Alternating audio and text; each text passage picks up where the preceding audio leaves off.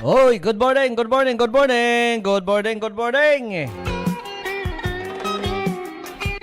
Kaya't huwag sanang damdamin pagkat ito'y bayib lamang mula sa akin, kaibigan na sa iyo'y nagmamahal. Ed Bansera po sa palatuntunang saktong-sakto lang. Omar Clerigo po. Good morning po. Oh, good morning. Ngayon, partner, ay February. February na. February 3. February 3. Oh. Buwan ng mga puso. Oh. Pero ang panawagan ni Engineer, ni Engineer ng iyong darling ay bigas, hindi bulaklak. Engineer? Ng iyong darling. Aw. Darling mo dito sa ating radio program. Parang practical na daw. Aw.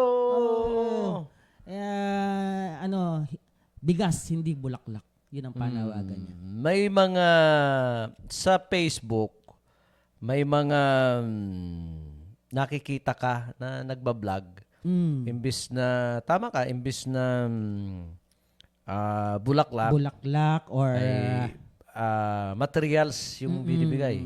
mukhang Bigas, dati nun, sibuyas. Oo. Pang partner? Last year, sibuyas. Last year, sibuyas. Oo, ang Kasi binibigay. mahal ang sibuyas nung time na yun na marami pang nahuli, partner, ng Bureau of Customs sa airport. Dahil sibuyas ang pasalubong sa pamilya.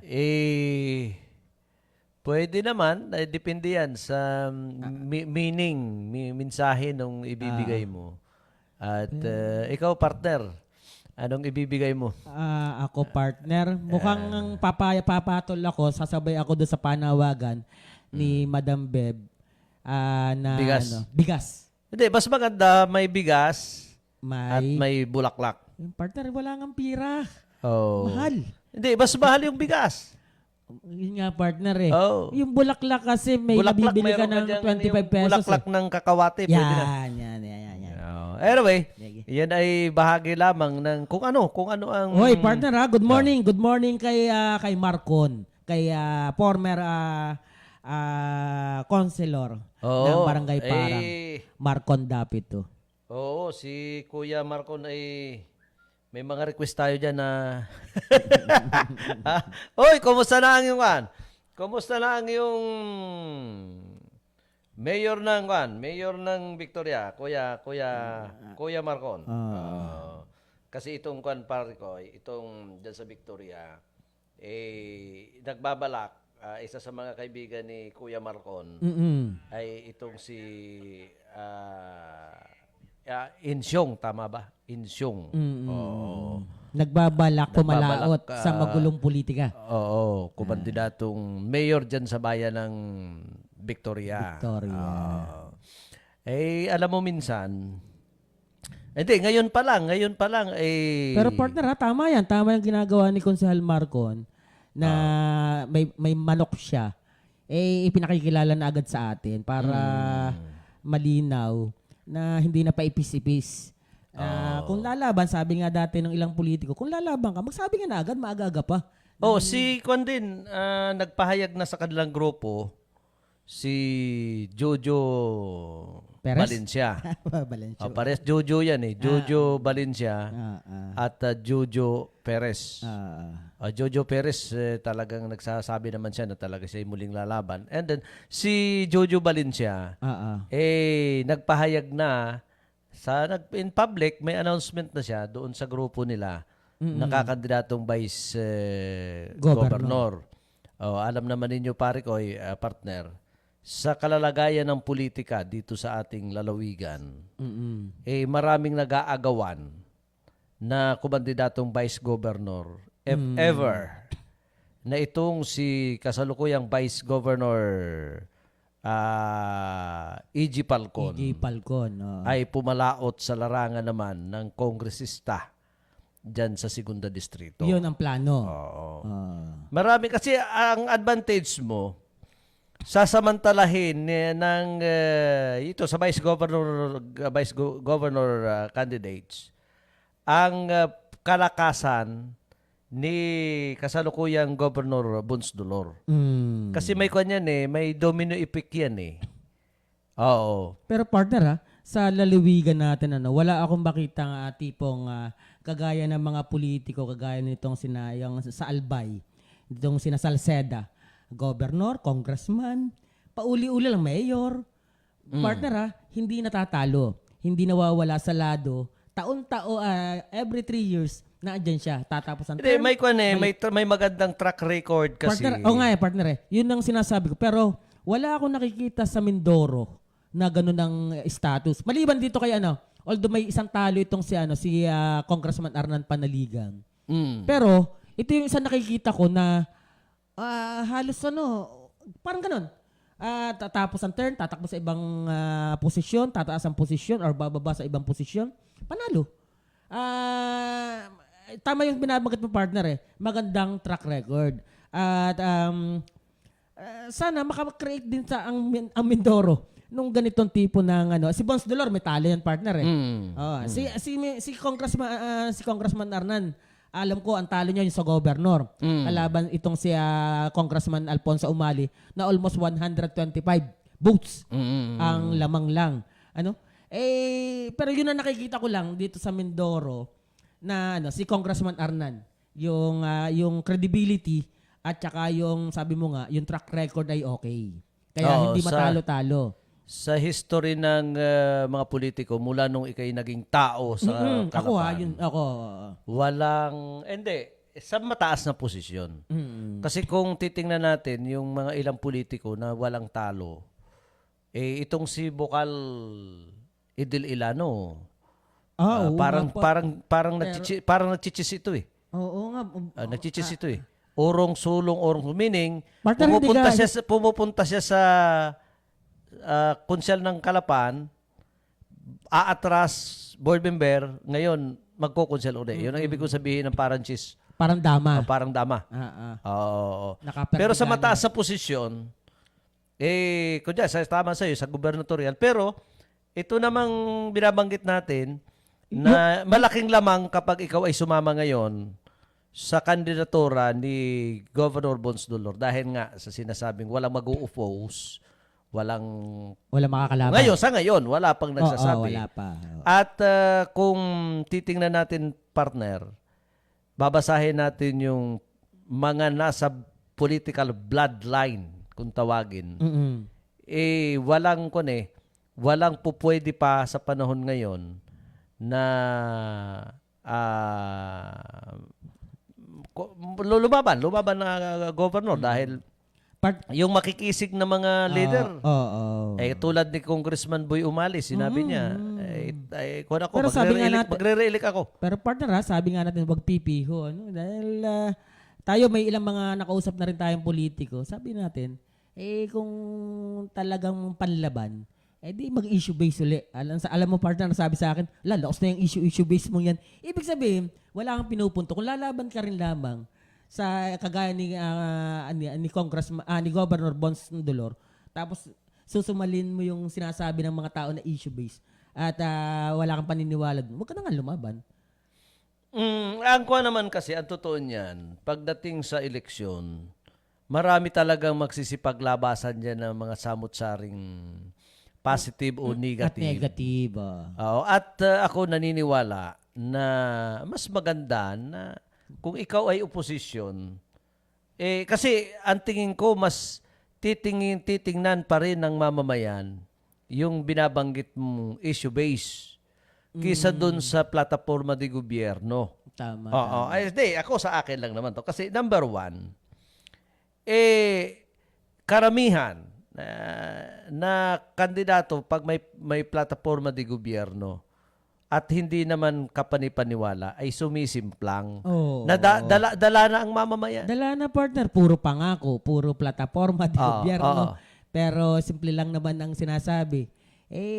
Halos pare-paras naman partner. Pero kung titingnan mo yung mga issue, kunyari sa mataas na level ng politika, okay, si Pangulong Rodrigo Duterte nabulan niya ang mamamayan doon sa sasakay siya ng jet ski Para at dadalhin niya yung Watawata Spratly Island. dadalhin niya yung flag ng Pilipinas. Yung Watawat. Oo.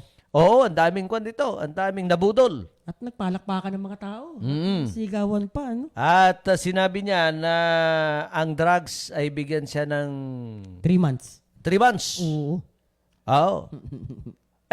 Unfairness, na ginawa naman niya talaga yung gusto niyang mangyari. Talagang matindi yung kampanya laban sa drugs. Pero hanggang sa natapos sa kanyang termino, walang mapapakitang matibay na paglaban na may kaugnayan sa drug war. Oo, dito ho sa ating bansa. At humanto nga sa maraming pinatay, maraming natukhang, at hindi naman talaga nadali, ika nga, naupakan yung mga malalaking drug syndicate. Oo. Na, kung hindi, sa bagay, kumpara naman doon sa kasalukuyang administrasyon, pagdating sa illegal drugs, di hamak naman na mas maraming Pilipino ang makukumbinsi dito ho kay Duterte, kay dating Pangulong Duterte, kumpara dito kay Bongbong Marcos. Ngayon, Parikoy, ito na naman, may mga issue. Okay, sabihin natin ay issue-based tayo. Oo. Paano ka muling maniniwala? O kasi si Marcos naman, ang banat niya kaya minahal ng tao, 20 pesos na bigas. Oo, yun isang pinambudol, ano? Samantalang si Alan Peter Cayetano, 10,000. 10,000. Hoy, partner, ha? May kanya-kanyang ano bang tawag dito? May kanya-kanyang mga anatomically trademark sa usapin ng halimbawa kay ano ba 'yun? Tama ba 'yun? Anatomically trademark. Parang may kanya-kanyang kay Bongbong 20 pesos na bigas. Kay Digong pupunta na yung West Philippine Sea, magsasakay ng jet ski, dadalhin ng plug. Kay Arroyo, ano ba 'yun? Hello. Sorry, I am sorry. I am sorry. Kanya-kanyang... Oy! Good morning. Good morning kay Roberto Pillego. Magandang umaga po sa inyo. Maraming salamat sa inyong pakikisangkot dito sa aming programang Saktong-Sakto Lang. Oo. Bumira si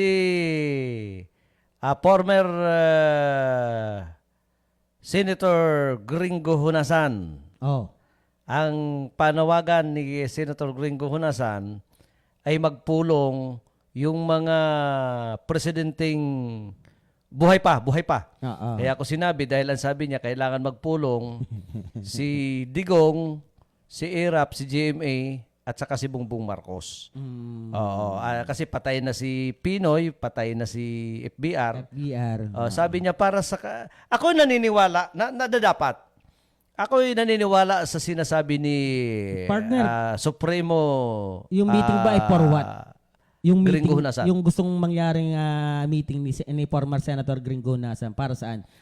Para ma-resolve yung mga problema. Siguro, partner. mag-uusap-usap muna yung mga dating presidente. Kung, sa tingin ko, kung tatanggapin ito ni Bongbong, pero si Digong naman kasi hindi ito kinakasahan Partner, matapang talaga. Imagine mo, pangkaraniwang tao ko na lang. Pero minumura ng mga anak niya, ang Pangulo ng Pilipinas ngayon na si Bongbong Marcos, partner, ha? Minumura niya live, via Zoom, via social media, sa TV. Kaya sabi nga natin, sobra palang matapang talaga itong mga Duterte na ito. So, titingnan dyan, pare ko, isa pa. Ngayon ay 2 issue naman yung ipinupukol sa mag-ama. Yung pinalabas ni Arturo Las Cañas. Las Cañas. Yung dating hitman nila. Sa yung Davao Death Squad, yung DDS. So, sinasabi na ang utak daw ng tukhang pala ay si kasalukuyang Vice President Sara Duterte. Oo, idinawit na niya. Sabi naman ni Duterte, sa hinahaba-haba ng usapin tungkol dyan. Ngayon lang lumitaw. So, may mga demolition pa rin ito. Demolition. At inakusahan niya na ang may-ari, di umano, ayon kay Las Cañas, sa mga pagawaan ng Shabu, may mga Shabu Laboratory itong si Tatay Digong. Oh, sumagulo sa tingin ko tapos bumira na naman. Etong may kaugnayan sa ICC, mukhang sa tingin ko'y kumakambyo lamang itong Marcos administration, pero malalim yan. Partner, tingnan din natin sa isang punto de vista na wag mag-astang oposisyon, wag tayong maniwalang oposisyon itong mga Duterte na ito sa kasalukuyang administrasyon. Pare-pares naman silang ng ugali. Paano mo? Kasi yung pag-oppose nila, may hidden agenda, partner. Imagine mo, mayor ka ng Davao City, ang panawagan mo sa libu-libong tao ay mag-resign si Bongbong Marcos. For what? Dahil ba ang kapatid mo ay vice president? Ora-orada. Kaya, partner, yung mukhang tingnan din sana ng taong bayan, etong ganito na huwag tayong maniwala, huwag tayong magpapeke na yung pagbira nitong mga Duterte sa kasalukuyang administrasyon ay bahagi ng opposition na job.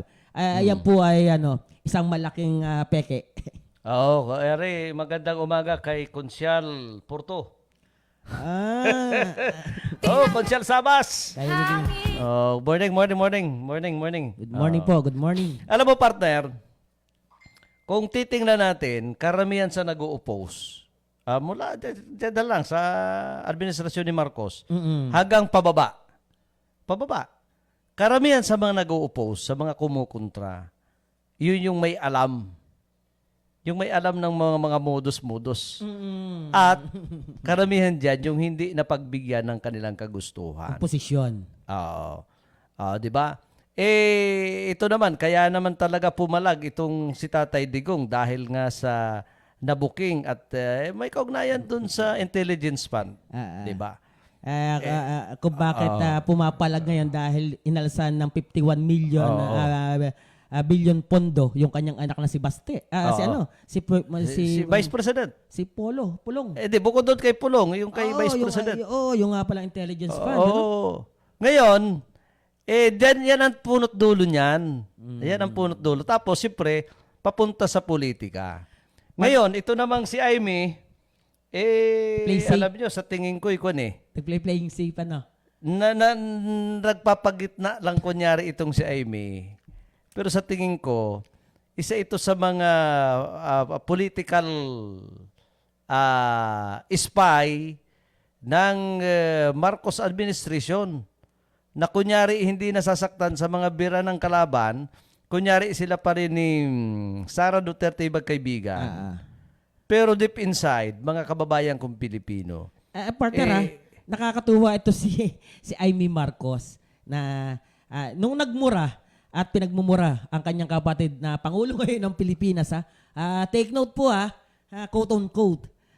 Pangulo ng Pilipinas minumura lamang ng isang congressman, ng isang ng isang civilian, minumura as in PIPI, in People's Initiative. Minumura po ngayon lang tayo nakakita na samantalang nung time nitong si Duterte na siya ang presidente. Yung biro lang sa social media na bigyan mo ako ng 500 ang sino man makakapatay kay Duterte ibibigyan ko ng 50 million. Ano ba partner nangyari? Wala pang 24 hours. Hinuli yung isang teacher na lalaki.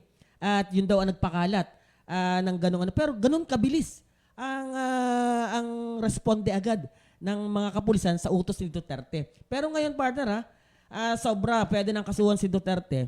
Imagine mo pinagugulo mo ang bansa Pati naman yung Mindanao ilalabas mo. Yung partner kita mo yung magtayo ng sariling republika, yung Mindanao. Partner, pag ang isang tao at ikaw ay dating pinuno ng bansa, former president ka, pinagugulo mo ang tao. Partner, kung iisipin mo nga, economic sabotage din sa una, yung mga investor natatakot mag-invest sa Pilipinas. Dahil sa ganitong sitwasyon, sa setup na gusto mangyari ng mga Duterte. Tapos itong Pangulo naman natin, ngayon, sa katauhan ni Bongbong Marcos, takot. Dito sa mga Duterte na ito. Kaya partner, kung malalim-lalim, sasabihin ng iba na nakikinig sa atin, bakit naman economic sabotage? Kasi wala mag-i-invest sa'yo, partner, sa bansa mo. Dahil ang gulo ng bansa mo. At isa pa dyan, alam mo, daming mga sangasangang issue dyan. At ang tingin ko, iba yung mga approach ni yung pagsagot ni Marcos, yung pagpaparamdam ng kanyang tampot galit sa mga Duterte, medyo dahan-dahan siyang bumibira. Isang halimbawa, partner, yung isang general na may seremonya na ng promotion. Di ba? May seremonya na ng promotion. Nanumpa na. Doon sa araw ng panunumpa, binawi uli yung promotion. Yung promotion. Oo. Dahil nalaman na ito pala ay Batang Duterte at taga Davao. Sad, di ba? sad, malungkot. Yung mga banat na yon medyo simple. Partner, ikaw, Oo. kung ikaw ang Vice President ng Pilipinas na ito, anak ka ng mga Duterte, kung ako sa'yo, magre-resign na ako aalis ako as a cabinet member. Yung pagiging defense secretary mo, aalis na ako. Kasi bulok nga eh. Bulok na eh. Pero dahil makakapal nga yung pace, ewan ko kung anong mga style, dumalo si Amy Marcos doon sa prayer rally. Pagkatapos, kasama nandun rin si Sara Duterte. Pagkatapos ng prayer rally, nawala, sabi nga ni Engineer Hill Ramirez, wala naman ikang dasal. Pagkatapos ng seremonya sa prayer rally, pumunta ka naman ng bagong Pilipinas kick-off rally sa Luneta. Anong gusto mong na doon sa prayer rally pinagmumura ang Pangulo ng Pilipinas. Nandun siya? Duterte.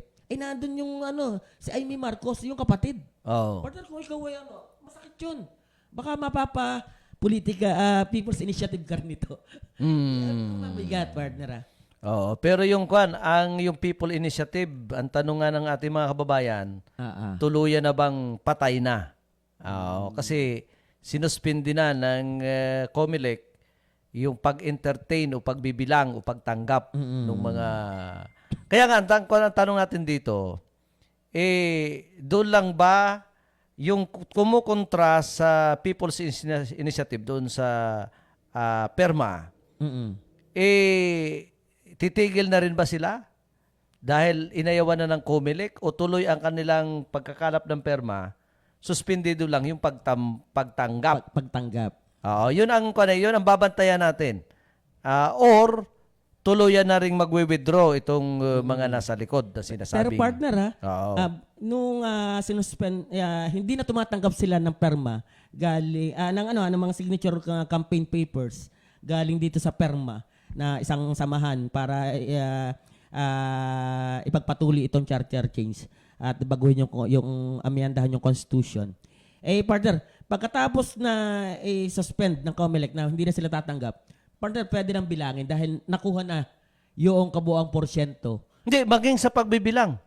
Hindi pa nila bibilangin. Kasi mayroon palang ipinail noong 1997 ng TRO, Temporary Restraining Order, si dating Senator Miriam Defensor Santiago sa Korte Suprema. Partner, time yan ni Ramos. 1997. President Ramos. Na yung file ni Senator Miriam Defensor Santiago ay kinatigan ng Korte Suprema at nagkaroon ng resolusyon ang Korte Suprema na magiging permanente na bawal gumalaw, bawal galawin ang anumang konstitusyon ng bansa. Hindi pwedeng pakialaman, hindi pwedeng dagdagan, hindi pwedeng buwagin. Hindi pwedeng buksan. May baguhin. Yung 1987 Constitution. Kasi, kaya ito nag-ugat pare ko. Ikukwento ko sa iyo, medyo bata-bata ka sa akin. Hey, good morning muna at mahaba-habang good morning kay Maria Siren. Kay Maria Siren Asidera, Clerigo. Na, Neng, wag ka na mabahala sa iyong kakarampot na lupain dahil may tumututol na talaga sa gustong mangyari ng isang inhinyero dyan. At dadali natin kay Tulpo.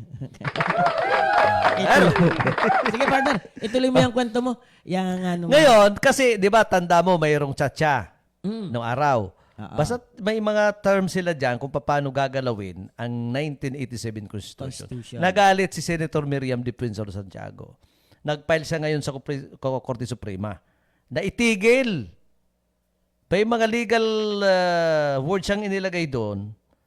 Oo. At naaayon sa At batas. kinatigan ng nagkaroon ng resolusyon ang Korte Suprema na walang gagalawin at maituturing na isang kriminal ang sino mang gagalaw sa 1987 Constitution.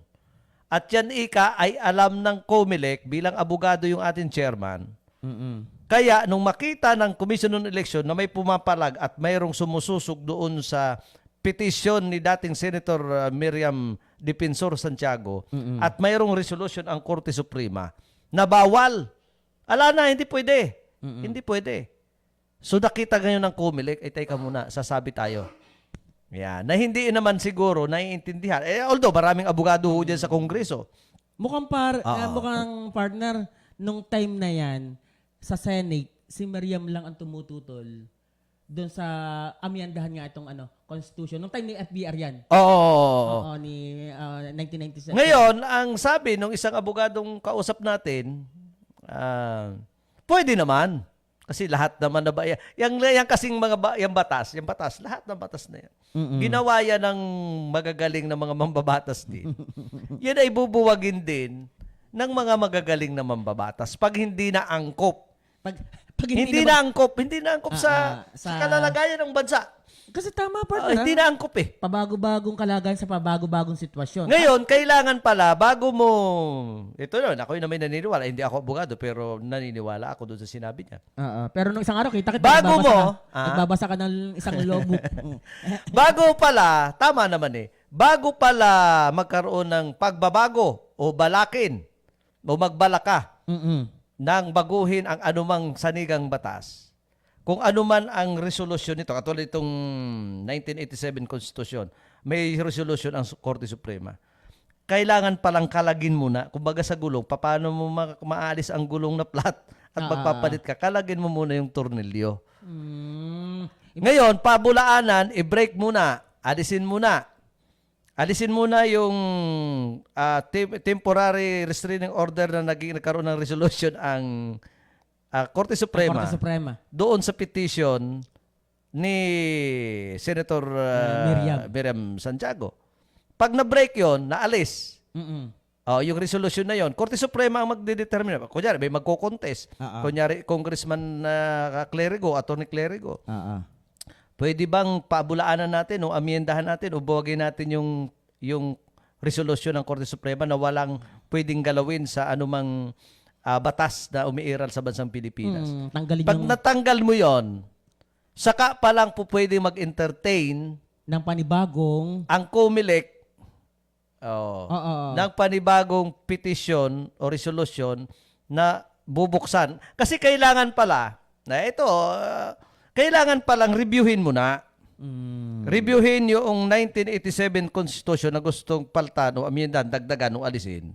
Alin doon ang mga babaguhin? May punto, may pinupunto. Halimbawa, political amendment, economic provision, may mga ganun yan. Bubuksan yun, doon magmi-meeting ang Kongreso at saka ang Senado. Yun ang ipaniliwanag sa mamamayan, yun ang kalakip doon sa papel na pinapipirmahan.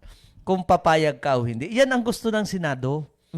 Hindi yung may mga English daw kasi. Pero walang naka-identified.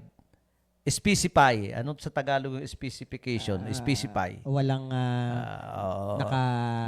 yung nakalagay mismo. Yung, kahit sa wikang Tagalog na bakit ako pepirma? Ano itong pinipirmahan ko?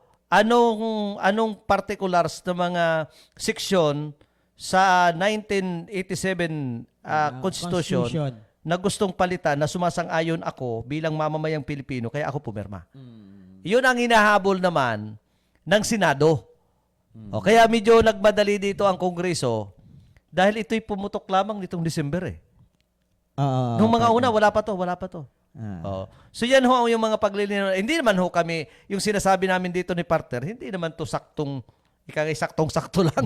Saktong-sakto. Ito yung mga ilan lamang sa mga sistema at nangyayari na binabanggit po namin Ito sa yung mga inyo. nangyari na.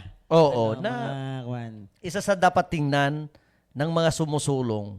Kasi kailangan natin alamin tayo ang pepperma Mm-mm. Di ba, pumirma ako sa hindi, pumirma ka partner sa hindi, kapag majority nakuha nila yung percentage, Mm-mm. tuloy ang pagpapalit ng saligang batas. Tuloy ang Amienda o dagdagan o ano man ang tawag doon. Kaya tayo may pakialam. Kahit kaparanggot na impormasyon, kailangan malaman natin. Magkakaroon pa rin ng papel dyan ng COMELEC partner kasi parang yes or no lang yan parang another plebisito para amyendahan itong saligang saligang 1987 Constitution na kahit baga naman magka-plebisito, alam naman natin kung sino ano ang tatama at alin ang tatalunin. Oh. Ano? Nga pala partner, maiba tayo. Dito tayo sa lokal. Oo. Nung isang araw, ako'y may nakausap na isang taong pwedeng totoo, pwedeng hindi. Pero sa mga nangyayari ngayon, may mga tao naman na ilang sektor na umuusad para naman kumbinsihin ang mamamayan kung ano ang pakilasan nila kung sakasakaling tatakbong Vice Mayor itong si kasalukuyang engineer, former Vice Mayor Hil Ramirez. Kinumpirma natin to kay Vice Hil. Siyempre, at sabi niya, parang Ed, hindi ko masabing hindi ako tatakbo. Hindi ko masabing ako'y tatakbo dahil mayroong mga supporters tayo, mga kapitan na ako ay kinukumbinsi na ako'y kumandidatong Vice Mayor. Partner mukhang sa ano ni Engineer Hil Ramirez na itong dating ni Vice Engineer Hil Ramirez. Magano talaga siya parang pangkaraniwang mamamayan na lang, hindi na makikialam. Pero yun nga ang problema, partner Marami nagsususog Kasi inisa-isa nila yung mga dahilan. Inisa-isa nila sa akin yung mga dahilan kung bakit kailangan tumakbo si Vice Mayor Hil Ramirez kahit independent. Kahit walang mayor. Independent. Ano ba nalabanan? Vice Mayor o mayor? Vice Mayor.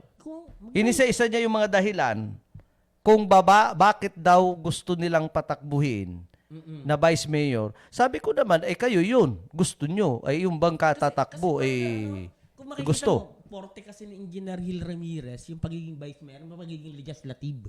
Mic mo pare. Huwag mong bitawan. Yeah. Ano kasi niya yan, porte niya. Ibig sabihin, yan talaga siya mahusay din yung mga rechanneling ng itong mga budget. May mga binabanggit siya, yung kausap ko, na advantage as disadvantage dito sa kasalukuyang Vice Mayor ng Lungsod ng Calapan, si Vice Bim Ignacio. Tapos, siyempre, ang pumuputok na balita, ang si Bim Ignacio. Although walang formal na deklarasyon pa si Congressman Doy kung siya'y magme-mayor, pero yung kanyang kung babasahin mo yung kanyang mga kilos, kung magme-mayor ba yun, yung kanyang mga political activities is nasa lungsod lang ng Calapan. Karamihan. At yung mga kasama niya sa kanyang mga activities is mga taga-Calapan. Ngayon, ang putok na pulong, sa bagay yan ay mga magdedeklara pa, hindi pwedeng hindi sila magdedeklara. Na may posibilidad na ang makasama nito bilang Vice Mayor sa lungsod si kasalukuyang Vice Mayor Bim Ignacio. Na dating kasama nitong si Mayora Murillo. Oo, na hindi sila nagkaintindihan sa mga bagay-bagay. Hindi magkatugma ang kanilang political principle.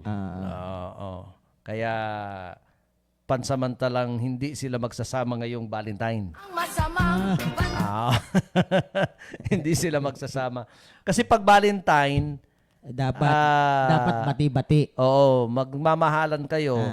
At may mga activities kayo na magkasama dati-rati. Hoy, boss sa Bas Porto, bati-bati. Hindi sa kung ano mang ibig sabihin mo. Dapat ngayong February at araw ng mga puso, buwan ng mga puso, dapat ngayon ay bati-bati. Iba ang iniisip mo, Sir Sabas. Kaya anyway, yan ho yung mga balita na... Pero partner ako, maganda rin nating napapag-usapan. Ito naman, tayo naman, pag nakakasalubong natin kahit sa mga kanto-kanto lang, at pag tayo napagkape nitong si Engineer Hil Ramirez. Magandang may makwento din na uli natin yung ay puro biro lang naman ito eh. Pero pag nagseryoso, pero alam ko, forte niya talaga eh, yung legislatura eh. May galing eh. May galing. Lalo pa nung time na kasama niya si Mayor Arnan, tanda mo partner? Na At saka ako naman partner, kung ako si Hil Ramirez, sa kalalagayan ng kanyang political career sa panahon ngayon, ako'y kakandidatong vice mayor. May ulo sa wala. Kakandidato, oo. At ito na yung kan ko eh. Ito na yung huling alas ko. Pag ako'y hindi nanalong vice mayor ng lungsod ng Calapan, totally kakalimutan ko ng politika. Ito yung chance niya ngayon. Kung siya ay makakabalik sa larangan ng serbisyo publiko sa bayan. Kasi may chance pa siya eh. Mukhang kaya partner eh. Hindi, yan naman ay lahat. Wala namang kakandidato na sabihin hindi ko kaya eh. Di tingnan natin sa bulang kristal. Kasi yan din ang sinabi niya nung siya kumandidatong mayor ng Calapan eh. Kaya nga kumandidato at kaya. So yan naman ay kaya ka nga kumandidato at gusto mong manalo pero natalo. Pero partner parang gawa sa politika ay yung inyong mga sinumpaang pasumpa ka pa ng kung ano-ano mang mga at edinerehe mo yung isang inhinyero para do sa nangyaring pagkatalo. Parang ang pait naman, ang saklap naman na iiwan mo lang sa ere. Hindi. Ganito yan eh. Alam mo, ang politika, pare ko, 1 plus 1 lang naman yan eh. Kung 1 minus 1, anong gusto mo? Zero balance. Magbabawas ka o magdadagdag? Siyempre doon ka sa padagdag dahil pag natalo ka ng 1 boto, hindi ka na mananalo. Talo ka na, 1 boto lang eh. Ngayon, kung ang paniniwala mo, hindi ka na mananalo, ba't kita kukuhanin? Ba't ako, di ba? Paniniwala mo lang naman yan, siyempre. Iginagalang yan. At sabi ko nga, pag hindi na rin magkatugma ang inyong prinsipyo sa politika at pagsiservisyo sa mamamayan, maghihiwalay kayo. At saka marami nang nangyari niyan. Madami. Dito na laang sa Vice Governor's fights. Kung totoo na magko-congressman si E.G. Falcon, si Vice Governor sa 2nd District. Kasi may mga sinyalis eh. Itong si Jojo Valencia, may nagsasabi na may posibilidad na ito raw ang kuhaning Vice Governor ni Governor Bones. At nag-usap na raw si Governor Bones at saka si RGB. Alam mo naman natin, kahit ang tumatakbo ay anak, siyempre mangingialam yung ama. Malapit-lapit sa katotohanan na talagang si E.G. Falcon ay kakandidatong congressman sa 2nd Distrito. So, ibig sabihin, maghihiwalay din yung dalawang nagmamahalan. Di ba? Kasi nga, kakandidato rin daw itong kapatid ni Governor Bones Na? kasalukuyang administrator ng congressman sa 2nd Distrito. May interview ako sa kanya. Pinalabas natin. Pabirong tanong kung siya ay butante. Sabi niya, siyempre, butante ako. Tinanong ko kung saan siya nakarestro. Hindi niya masagot kung saan siya nakarestro. Doon, sa interview natin, Hindi niya nasagot kung tumawa lang siya. Pero sabi niya, malapit-lapit na siya'y kumandidatong congressman sa 2nd District. Ngayon, kung gano'n ang mangyayari, may iwan si EJ. ay gano'n nga mangyayari. Biyak-biyak sila. Biyak-biyak muna. Kung yan yung pwedeng mangyari. Pero partner, pinag-uusapan lang natin yung congressman na dyan sa 2nd District Siyempre kalaban nila si former Governor Boy Alfonso Umali na tahiran na partner, paano naman sa Vice Governor? Naiiwan naman nata ang boss mo dati, si Boss Jojo Perez. Anong laban naman niya? Hindi ko yung naging boss ever since. Sorry partner, sorry. Ang boss ko si Doy. Okay. Pero hindi mo... Minsan hindi... naglingkod ba ako sa kanya? Aywan ko. Oh, Naglingkod ako pero hindi niya ako naging tao. Lagi tanda ko nung ang program nung tayo partner. Hindi clean. Actually, hindi ko nga yan naging client. Oy, partner, nung tayo nasa Barsinaga, tanda ko. Friend na friend Hindi, mo yan. bahagi ng information dissemination. Pero yung pala, inisyapera ka? Hindi, okay lang. Hindi ko alam dahil hindi naman niya wala ako kilala. Tsaka sasabihin Hindi, bahagi ng information dissemination, na-interview natin si Vice Jojo. Oo. Kanya lang, personal dahil naitanong mo, mula nung ito'y nanalo na, Noon sa... ay nagbago na ang ihip ng hangin. Nung siya Vice Governor. Vice Governor. Na feeling, wala nang makakalaban, wala nang tatalo. At bakit na pagiging gobernador? Inisyapera ka, partner. Hindi niya alam, ay ikaw isa sa mga think tank ng isang mga politiko dito sa lalawigan. Hindi, wala naman tayong business deal sa kanya. Wala naman tayong hinihingi ng kung ano-ano man At saka hindi, kahit maghingi ka, hindi naman nagbibigay. Nakakalungkot, partner, ha? Partner, nakakalungkot, ha? Imagine mo, talo ka. At kilalang-kilala ka, kita mo yung linyada dahil sa pagiging mula sa bukal, isang term lamang, number 1 bukal, lumabang ka ng governor, panalo ka, vice governor, panalo ka. Pero ngayon, partner, tapos lumabang ka uli ng vice governor, kalabang mo yung artista, talo ka, tambak pa, pati sa mo. Parang nakakalungkot, partner, isipin na. Hindi talaga malulungkot ka, pero challenge din yan sa kanya. Partner, pag ganun, wala ka nagawa. Yung term mo, as a bukal, as a vice governor, wala ka nagawa. May nagawa ko naman si Juan. Tinambakan ka, partner, Uy, good morning yun pala, kay Aris Clerigo na kagabi ay umikot sila yung mga barangay partner, ha? Congrats sa mga barangay official, barangay Tanod, BHW, BNS, barangay captain, mga konsehal ng barangay Lumang Bayan, partner. Partner, kung mapapabisita ka sa Lumang Bayan, lalo paggabi, ay sa barangay Lumang Bayan, ay makikita mong ang liwa-liwanag. Wala namang nangingimbita sa akin para bumisita. Wala akong kakilala diyan sa kon. Kung diyan sana nakatira yung aking partner, baka maimbita. Sige, partner, sa isang araw. Maganda diyan, maganda sa Lumang Bayan. Kahapon nga nung pumunta ako doon sa Padulo doon.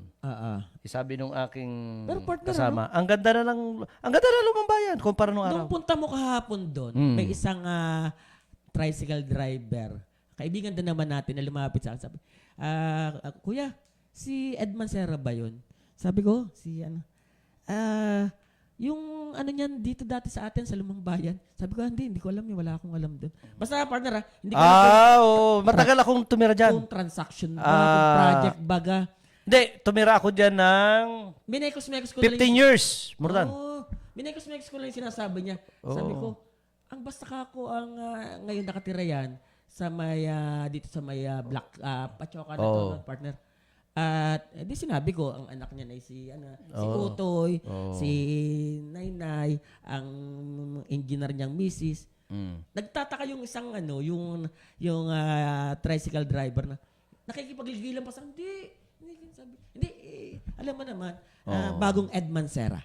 Ang bagong kalapan. Kilala ka partner talaga doon sa pag magagandang lalaki pare ko hindi nawawala yan sa sa lado.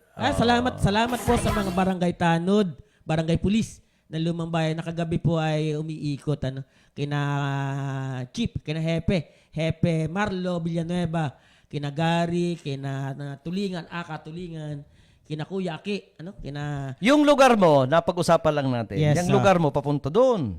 Sa duluhan doon. Nung hindi pa simentado yung mga kalingyan, nilalakad ko lang yan mula sa bahay. Ang dami kong mga nakakausap dyan sa lugar dyan. At saka yan ay pugad ng mga pugad. Yung lugar mong yan. At bibihira pare ko yan nakakapasok dyan. Parang katayan ng igat. Pag hindi ka,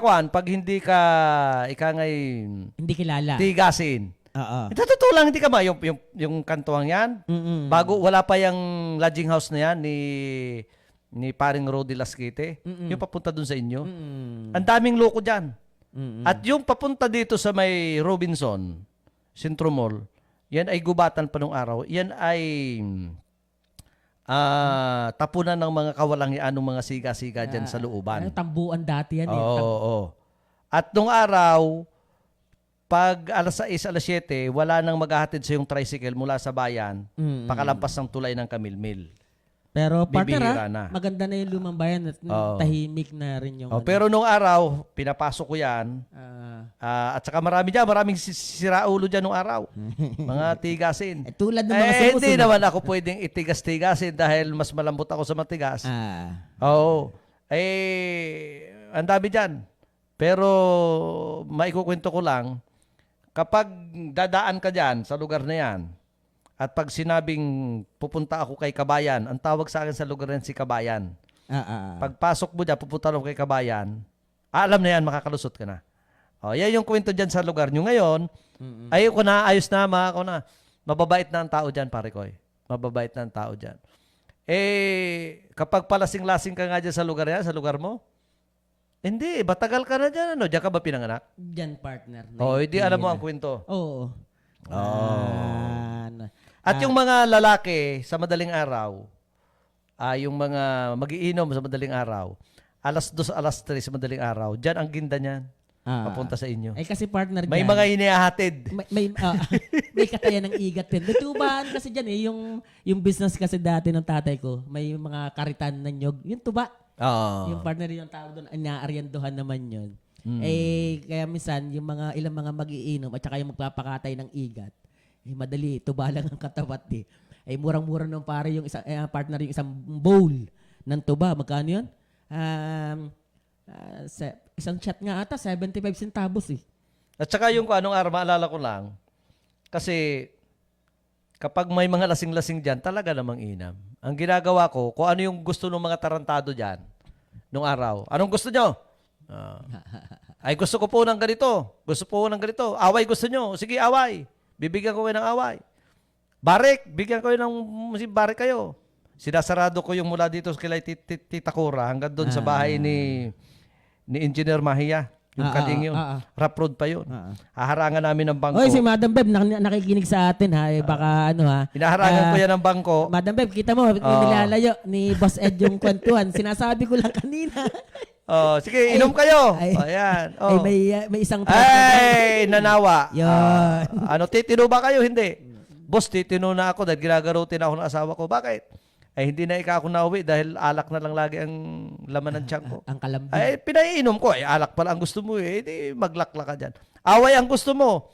Bigyan ko kayo. Ito, sa'yo. Anong gusto mo? 35? O 46? Away pala ang gusto nyo. Di kayong dalawa mag-away. Pero mababait. Ganon tayo kabait. Ganyan tayo makisama sa mamamayan. Maganda, may improve yung improvement ng sana mapangalagaan din. Yung pero matindi sa papari ko, naalala ko lang.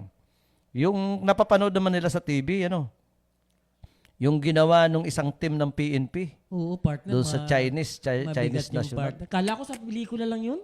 Kala ko sa movie lang. Yung pala nangyayari sa totoo. Sirang-siraho. Anyway. Pero hindi naman lahat. Pero kita mo. Kailan yung partner? Tindi naman mga kernel. Ng mga pulis na yun. Nasilaw sa pera. Ang pinag-aawayan nila ngayon at nasa hearing ngayon, yung 64 o 65? 61 million. Ninakaw, partner ha? Ninakaw, hindi kinuha. Ninakaw. Sa isang Chinese national. Kasi ang kwento pala nun, yung driver, bodyguard, nagtimbre sa pulis na may winidrang ganong kalaking pera. Ngayon, yung pulis naging interesado, naghanap kung paano makukuha yung pera, paano na nakawin. Nakakita sila ng isang butas na applyan nila ng search warrant doon sa baril. At may baril agad itong si Judge ng naglabas ng warrant ng search warrant. Ayun. Tapos yun nakita na, pinatay yung CCTV, pinatay kung ano yung cam ng police. Ang target pala talaga yung pera. Yung pera. Ang bottom line dito, may mga ginangyayari naman talagang ganyan. Hindi lang, nakataon lang, ito talaga, may nag-expose. Pero may mga nangyayari dyan sa ilan sa mga pulis na involved sa mga hold up, Oo, partner. Tataniman ka ng droga, tataniman ka kung planted na ebidensya. Tayo partner ha, hindi naman natin nilalahat ha. Itong PNP at itong military, yung kapulisan natin. Partner, kung minsan nakakatakot din man din. Yung masita ka lang, tapos kita mo sa social media ang ginagawa ng PNP, Oo. yung tanim droga, yan pa nga, hold up yung sinasabi mo nga. Sino ba ang pagtitiwalaan natin? Yung barangay tanod? Sino? Oo, yun na nga mismong pulis na magpuprotekta sa mamamayan. Oo. Kaya lang, yan ay nagbabatay naman, yung mga ganyang attitude. Nagbabatay yan siyempre, sa namumuno ng ating bayan. Partner. Sa namumuno ng ating syudad, namumuno sa sa Pangulo. Kasi ang disiplina ngayon sa PNP kumpara sa nagdaang administrasyon.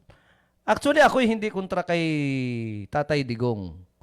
May mga ginawa naman si Pangulong Duterte na ako na may natutuwa. Yung pagdisiplina. Noon, bawal maglakad sa kalsada ng walang damit. Kahit dito sa Kalapan, pinatupad dito. Lalo pa pag Bawal. babae. Pag babae, okay lang. Okay lang daw.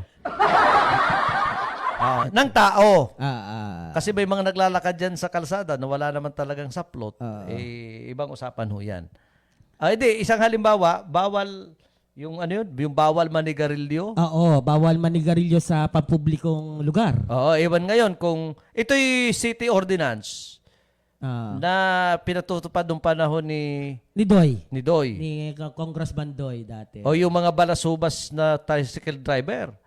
Mabilis ang action dito ng city government. I-report mo lang yung franchise number. Oo. May nangyari nga rito, pag sumakay ka at ayaw kang dalhin dun sa pupuntahan mo, magpadala ka sa pulis, pagbaba doon, paaresto mo, ang ginagawa. Ngayon wala eh. Wala. Pati yung taripa ng, ito matindi. Taripa ng tricycle. Hanggang ngayon, wala ka makikitang taripa. Anong katuwiran naman magta-tricycle? Wala pa naman pong taripa. Kaya yung 15 pesos na sinasabi na per rights na inaproban ng sangguniang panglunsod, hindi halos nasusunod. Oo. Tapos kunyari magpapahatid ka sa isang barangay at hindi ka nangungontrata. Maraming tricycle driver ang nangungontrata sa pasahero. Magkano? Mga kababayan kong Magkano po Pilipino. ibabayad yun? Na nakakayamot. Ano po? 20 pesos? Ay, hindi po. Anyway. Kahit yung mga yung nasa tuda. Malambot ho mga kababayan. Kaya sa atin, tingnan natin kung paano. Tulungan natin ang gobyerno. Tulungan natin ang city government. Ang city government. Oo, tulungan natin. Uy, partner tayo'y yung e-bike partner may mga LGU na nagpapatupad na kailangan ay responsableng driver. Yun naman ang kailangan. Ang magdadrive dito sa mga e-bike na ito. Kasi, nagiging dahilan ng trapiko kahit dito sa atin sa Calapan City. Ikalawa, mga bata partner ang nagdadrive. Na Wala sa wisyo yung pagmamaneho. Walang lisensya. Tapos, syempre, una, masagi mo at ikaw ay kompleto. At karamihan dyan, partner, ay walang seminar. Kaya basta walang lisensya. Partner, wala nga lisensya eh. Hindi naman natin na lahat karamihan. Oo. Makikita mo dyan sa lansangan. Yung style. Tapos, di ba, may kanya, may trapal, tagiliran. Ay, minsan, yung mga nagdadrive ng e-bike, hindi nila pinupull yung trapal. Ay di parang pakpak ng ibo na kakawag-kawag na nakaka-aksidente at nakaka-distra siya sa motorista. Tama ka, partner. Kaya dapat ito'y kwan din ito habang hindi pa siguro to tinitingnan o kung anong palisihan ng LTO dito, itong ating PSD kahit itong mga traffic enforcer, kailangan magkaroon siguro ng isang resolusyon o anuman ang pwedeng gawin na masita ito mga itong uri ng sasakyan na walang wisyo sa kalsada. Tapos yung mga... partner, sana, pero mukhang mukhang yung national, yung NCR, magpapatupad na yung mga local government unit, yung mga ilang mayors. Ayun ko, ano ba yung nag-umpisa? Na dahil marami nga daw nagaganap na aksidente. Aywan ko dito sa atin sa probinsya, Pero ako sangayon doon, kailangan responsableng driver. Ibig sabihin po, yung sinasabi, hindi naman po tayo dito sa e-bike nito kasi mas maganda nga po ito, napapakinabangan.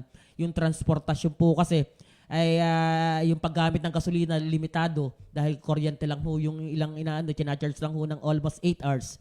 Magagamit mo na ito ng kahit 1 week, lalo't malapitan lang. Pero yun pong mga bata partner, yung nagdadrive. Tapos wala nga lisensya. Ano naman, mas aksidente pa rin yan. May kasalanan ka pa rin yan kahit kumpleto ka ng lisensya at ikaw ay responsibleng driver. Nakakatakot din na kailangan na siguro ding makigaya ang ating lungsod dito sa nagaganap na dito sa NCR na pinangunahan nga nila para dito sa mga e-bike drivers na ito. Oo. Kaya yung aking e-bike, pare ko, i-convert ko na sa diesel. Tanggapin at ang ngayon Wala na po kami. Hoy partner sabi ni Engineer Beb, malaking tipid yung e-bike mong yan sa inyo. Libo partner, malaking Oo, libo. dahil nagagasolina ako ng 300. Sa totoong buhay, nagagasolina ako ng 300 a day. Dito lang yan, sa Kalapan. 300 a day. O magkano yan sa isang buwan? Samantalang pag 9,000. naka-e-bike ka, hindi naman natin pinopromote yung e-bike dahil wala naman tayong tinda niyan. Pero malaking bagay. Kanya lang, yung regulation ay kailangan naman sumunod. Sumunod doon sa... Anyway, kailangan talagang ayusin dahil may mga naka-e-bike na kulang talaga sa disiplina. Kulang sa disiplina. Natin, sa Wala na po kaming oras mga kababayan kung Pilipino. Omar Clergo po, saktong-sakto lang. Ed Bansera po ang inyo pong nakakasama sa palatuntunang saktong-sakto lang sa MIB4. At tabayanan mamaya si Paring Lino pag 11 to 12. 11 to 12 si Paring Lino. Ako po ay yung lingkod. Ed Mancera po ay yung nakasama. Kami po ay naglilingkod sa Diyos, sa bayan at sa tao. Magandang umaga po sa inyong lahat.